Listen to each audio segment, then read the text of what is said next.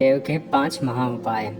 पहला उपाय, अगर किसी व्यक्ति के पेट में बहुत तेज का दर्द हो रहा हो तो कुंदकेश्वर महादेव के इस उपाय से दर्द तुरंत आराम हो जाता है।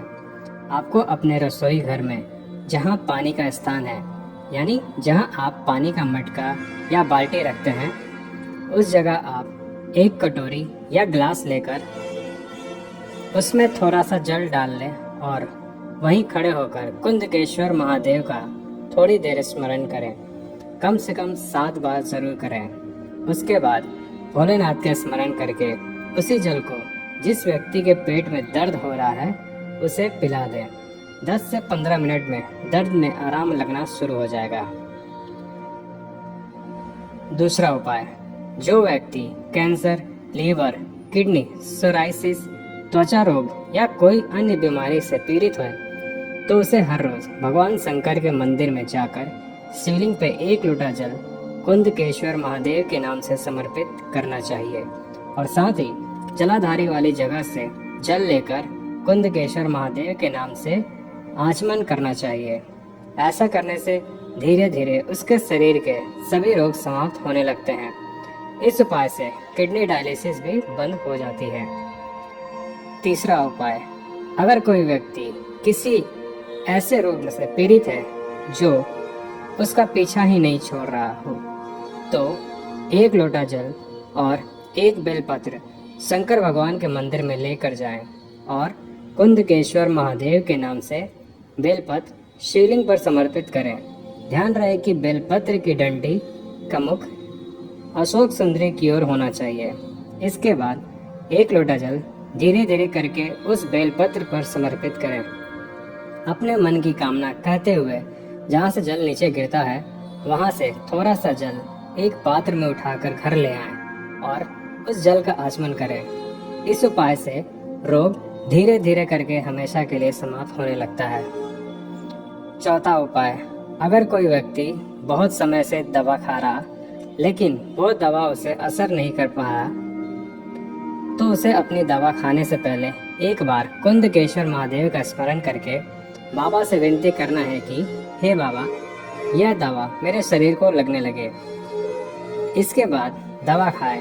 ऐसा करने से दवा अपना असर करना शुरू कर देती है।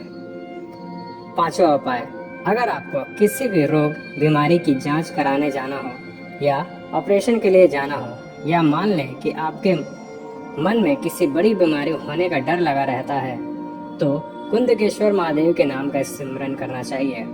इससे होता यह है कि जांच की रिपोर्ट नॉर्मल आती है, ऑपरेशन की भी ज़रूरत नहीं होती और ज़िंदगी में कभी कोई बीमारी या भारी रोग नहीं होता, क्योंकि कुंदकेश्वर महादेव बीमारी और रोग मुक्ति के देवता हैं, काल को भी हर लेने वाले हैं। जब भी आपका मन अशांत हो तो कुंदकेश्वर महादेव का नाम जरूर स्मरण करना है। कुंदकेश्वर मंदिर का महत्व। यह मंदिर मध्य प्रदेश के छोटे से जिले टीकमगढ़ के कुंडेश्वर में स्थित है। यह मंदिर कुंडेश्वर धाम के नाम से प्रचलित है।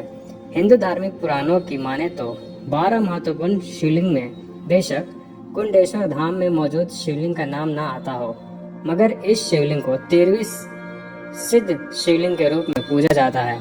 इस मंदिर और शिवलिंग से जुड़ी ढेरों पौराणिक कथाएं हैं। चलिए आज हम आपको इस मंदिर के महत्व और खासियत के बारे में बताते हैं।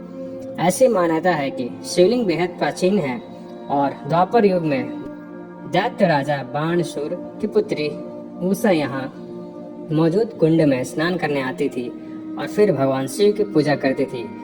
उसकी भक्ति से खुश होकर ही भगवान शिव ने काल भैरव के रूप में उषा को दर्शन दिए और फिर हमेशा के लिए यहाँ विराजमान हो गए। ऐसा भी कहा जाता है कि आज भी उषा मंदिर में शिव जी पर जल चढ़ाने के लिए आती है, मगर उससे कोई देख नहीं पाता। इसे 13वां शिवलिंग इसलिए कहा जाता है क्योंकि हर वर्ष चावल के दाने जितना बढ़ता है यह शिवलिंग। सन 1937 में टीकमगढ़ रियासत के महाराज वीर सिंह ने शिवलिंग के आसपास खुदाई करवाई, मगर यह नहीं पता चल पाया कि शिवलिंग की गहराई कितनी है।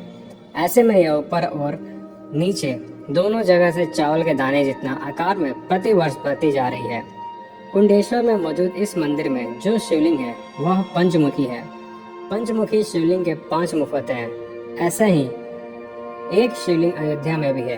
पंचमुख वाले महादेव की रचना 5 तत्वों अग्नि, वायु, आकाश, पृथ्वी और जल से हुई है। आपको बता दें कि कुंडेश्वर धाम में मौजूद शिवलिंग की पूजा द्वापर युग से हो रही है। आपको बता दें कि महादेव के रुद्र रूप को काल भैरव कहा गया है। इन्हें तंत्र का देवता माना जाता है। काल भैरव शत्रुओं का सर्वनाश करते हैं और संकट में भक्तों की रक्षा करते हैं, मगर रुष्ट होने पर काल भैरव बलि भी लेते हैं। ऐसी मान्यता है कि कुंडेश्वर में मौजूद शिवलिंग भी बलि लेती है। यहाँ कभी कभी बेहद विचित्र घटनाएं घटती हैं, जिसमें कभी कभी व्यक्ति की असमय मृत्यु तक हो जाती है। हालांकि इसके को साक्ष्य नहीं है और यह केवल एक किंवदंती मात्र ही है। तो उम्मीद है आपको ये वीडियो अच्छी लगी। वीडियो अच्छी लगी हो तो लाइक करें, शेयर करें, सब्सक्राइब करें। हर हर महादेव।